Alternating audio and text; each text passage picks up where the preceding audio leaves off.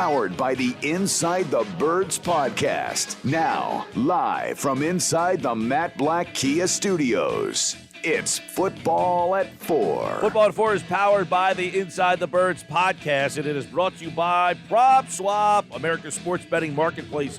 Sell your sports bet and take your profit. Find out how at PropSwap.com. Download the Prop Swap app today. Andrew DiCecco is in today. Our looks at the division previews continue today. We look at the NFC South, which is a very interesting one. Of course, defending Super Bowl champions reside here. This one has changed champions over and over and over again. The Saints, the Falcons, the Panthers, and the Bucs. Andrew DiCecco has been doing a great job on breaking these down, and we'll take a look at the NFC South today here on the Sports Bash. What's going on, Andrew? Hey, Mike, how you doing, man? I'm just trying to stay cool. Oh, man, it is a hot one out there, and I know that we're getting close to football, and people are looking forward to that. These have been great. These have been a lot of fun, taking a look at the deeper, at all four teams in each division here. So let's keep it going. The Atlanta Falcons finished fourth in the NFC South last season, and this is a team that traded away Julio Jones, trying to go for a little bit of a new look. Matt Ryan, though, is back. He's got a couple of interesting weapons with a former first-round pick, Calvin Ridley, a new first-round pick, a new toy in Kyle Pitts. So what do we think this Atlanta offense is going to look like in 2021? I think it's going to be very explosive. I really I liked Arthur Smith as a head coaching prospect for Philadelphia. I thought that they had a lot of young pieces there, but it's a great fit with the Atlanta Falcons when you look at the pieces that they have in place. I really like Calvin Ridley. He's a fantastic route runner. I think he's really going to thrive as being the top target. Obviously, Julio Jones is no longer there, but Calvin Ridley has the skill set and the ability to take that mantle as the top receiver in that offense. They also have Olamide Zaccheaus, who is an undersized receiver who was undrafted a couple years ago out of Virginia. I saw his pro day. Very shifty, quick guy, solidly built. He's someone that sort of emerged last season when he had his opportunities. He's going to be a slot receiver, sort of a gadget type of player. He's going to see some increased snaps, and then also Russell Gage as well there. And they also drafted Frank Darby from Arizona in the 6th round. He wasn't someone that saw a ton of volume at Arizona, but he is a vertical threat and has the potential to sort of take the top off of defenses once he gets his footing. I don't necessarily think he's going to be a factor right away, but they do have a lot of young weapons there at Matt Ryan's disposal. And then we mentioned Kyle Pitts. I think Kyle Pitts is going to be something of a Darren Waller type player. He is essentially going to be the number 2 receiver in that offense and just can do so many different things. A line out wide, be a vertical threat from the tight end position, create yards there for the catch, be a red zone guy, just an explosive athlete, and was one of my favorite players in the 2021 draft. Yeah, and one position that we didn't really talk much about is the running back position there. This is a spot that for years, they had a couple of different backs there that were productive. Coleman, and right now you're looking at a veteran guy like Mike Davis. So do we anticipate the run game being a factor for the Falcons? And not to mention their offensive line has been a big problem. Yeah, it's going to be a committee approach. Obviously, Mike Davis is not a feature running back in the NFL. He's a volume runner, but it's going to be a committee approach. Obviously, they have Allison there, Quadri Allison from Pitt. He's another guy that can see a handful of carries. He's built more like a bowling ball. They don't necessarily have someone that's going to take the reins there. They have a couple of undrafted free agents who I like in Caleb Huntley and Jalen Hawkins, but no one really that is going to emerge and take that job, clear cut, take that job. So it's going to be more of a balanced approach. And they have a lot of between the tackle bulldozers in there. So there's going to be some red zone opportunities for those guys to thrive. But, other than that, you're going to see they have a couple of gadget guys. I mentioned Olamide Zaccheaus, and Cordell Patterson, I believe, is also there. He took some snaps out of the backfield and at his stops over his career. So you saw him with the Bears and with the Vikings, of course. So he's going to be another option there. Yep, we'll see with that offense without Julio Jones. They do still have Calvin Ridley there, a former first-round pick, so as Kyle Pitts as well. So it should be interesting to see the evolution of that. Arthur Smith, the new head coach. Go to their defense. Grady Jarrett is obviously a big name there, still one of the better defensive tackles in the league. Dante Fowler is a name that people will recognize, but this is a defense that might have some problems. Yeah, they're going to struggle a little bit. So they're going to be able to score, I believe, but they're not going to be able to keep pace with a lot of the teams in their division. And when you look at what they have on defense, you mentioned Grady Jarrett. Grady Jarrett is still criminally underrated for his position. He's an outstanding player, can defend the run, and is an interior rusher. He can do it all. But around him, you mentioned Dante Fowler. He is such a streaky player. He's bounced around quite a bit in the league. Deion Jones is a solid linebacker. I like what he brings, but again, he is not necessarily someone who I consider a bona fide stud at the position. Solid, but not a stud. Olakun, the other linebacker they have there, he was their 2018 late round pick. He's someone who I really like, and I think he was dangled either last year or the year before in potential trade conversations. But he's someone who I think has really started to turn the corner. He was a raw player when he came out. And then when you look at the secondary, they have a safety in Jalen Hawkins, who I really liked. He's from Cal. He came in the draft last year as a fourth-round pick. I really liked him. I thought that he would be a candidate for the Eagles, who really needed some safety help. But it was great value for the Falcons there. He really stepped in and made some plays. And then Isaiah Oliver is a corner who has sort of flown under the radar, very athletically gifted, but never really took the next step in his progression. He's there as well, and Kendall Sheffield. So it's a very inexperienced secondary, and I can't believe I forgot A.J. Terrell. A.J. Terrell is there as well, but it's a very young secondary that I think that it's going to get exposed in certain areas. Yeah, I would agree with that assessment. Andrew DiCecco, Football at 4, looking at the NFC South. Let's go to Carolina. Third in the NFC South last year, change at quarterback. Out is Teddy Bridgewater. In is Sam Darnold. So let's start there. What do we envision Darnold looks like with this offense in Carolina? Well, I think with Matt Rule and the offensive coordinator Joe Brady, I think there's going to be a much more innovative, imaginative offense than what he was used to with Adam Gase and that sort of. It was just such a stagnant offense there, and he battled injuries, and guys around him were going down and never really had.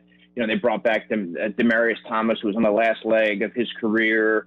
Outside of Jamison Crowder, they never really had a significant weapon that could get the job done. Le'Veon Bell never panned out for them. So they weren't very equipped for him to sort of maximize the skill players around him. But I think now when you look at what he has DJ Moore, he has Robbie Anderson. David Moore is an underrated wide receiver. He came over from Seattle.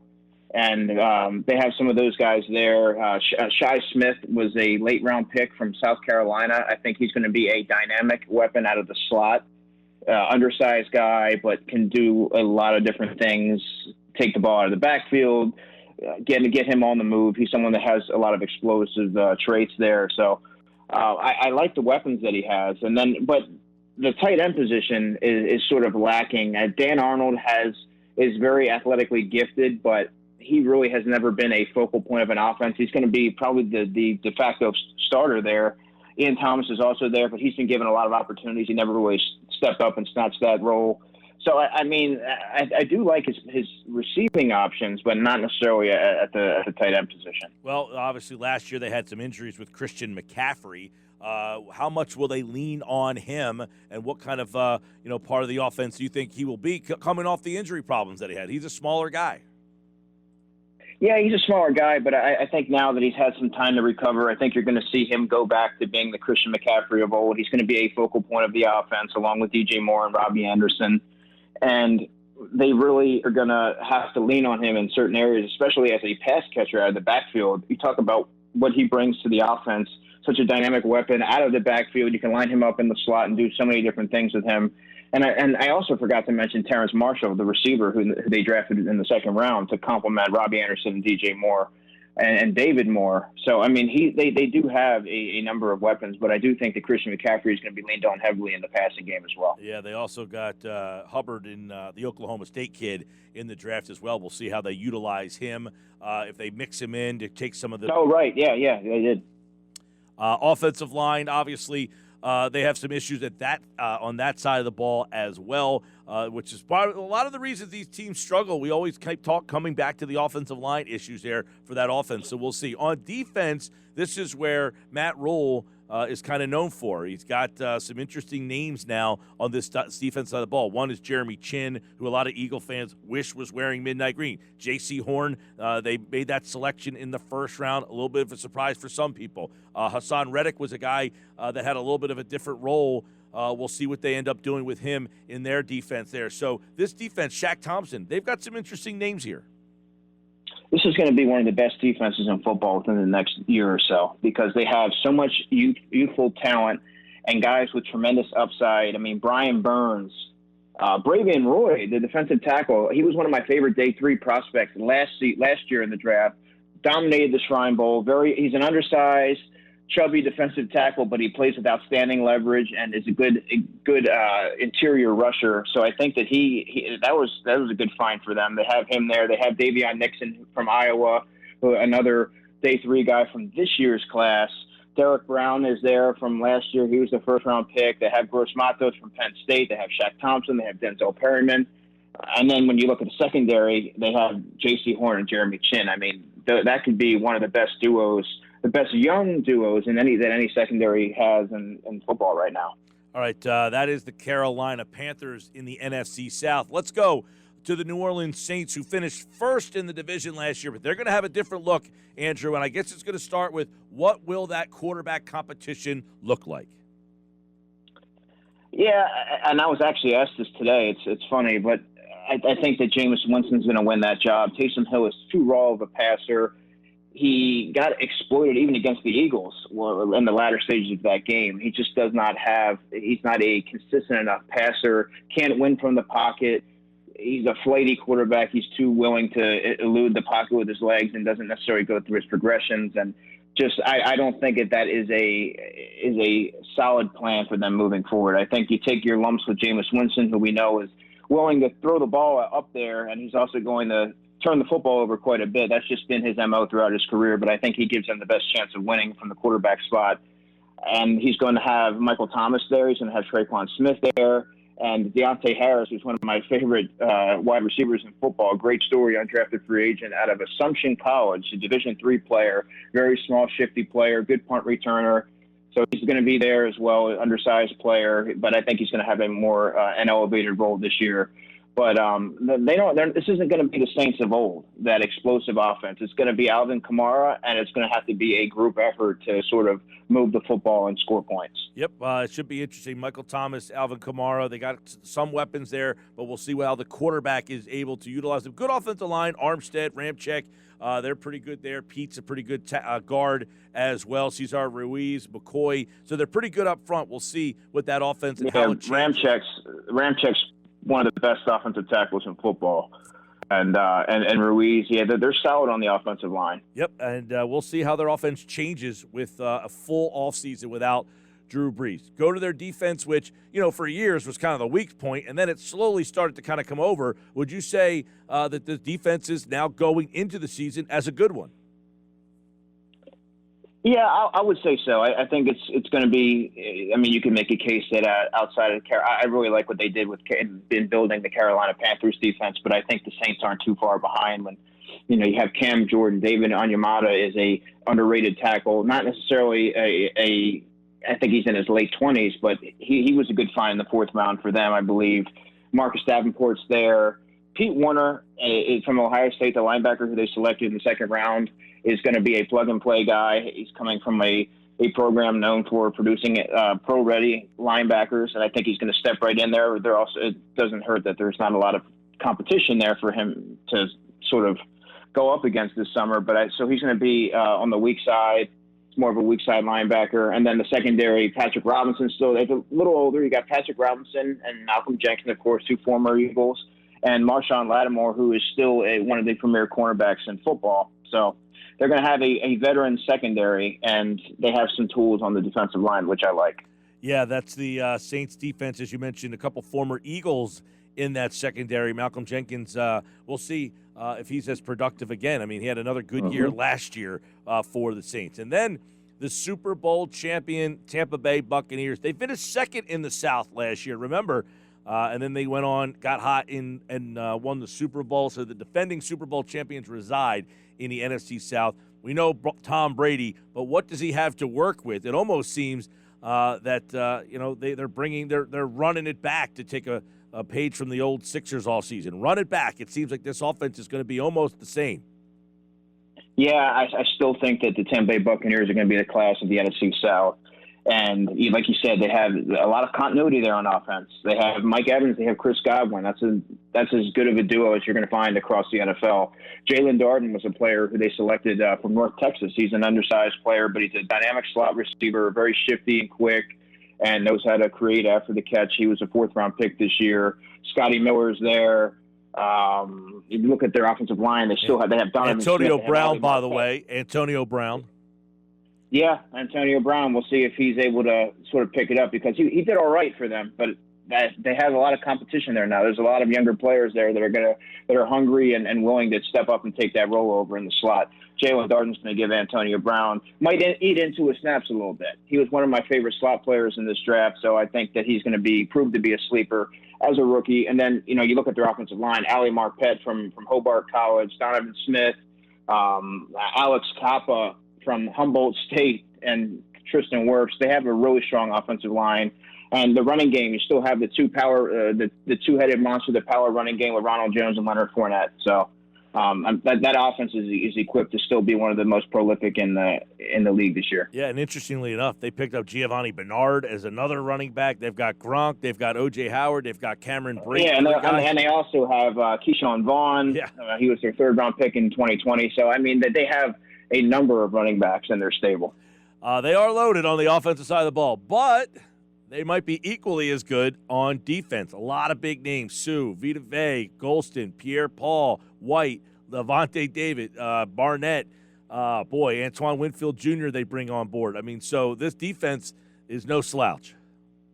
No, they're going to be active up front. You mentioned Ndamukong Suh. He's a little bit longer in the tooth now, but he can still rush the passer and get after the quarterback, get him off his spot. Vita Vea is another player who is quietly become one of the best defensive tackles in football. A very versatile type of player. Jason Pierre-Paul's there. You mentioned Khalil Davis is a player who I really like from the Shrine Bowl last year. He was a valuable day 3 selection for them. Going to be a role player off the edge.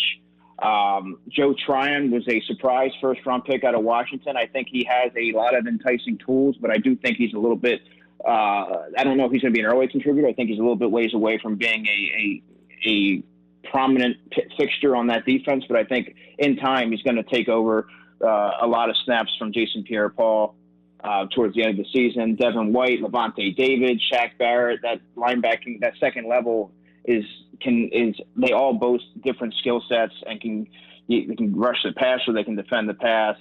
And the secondary, I really like Carlton Davis, Jamel Dean. Those guys are very underrated defensive backs, and they proved that throughout last season.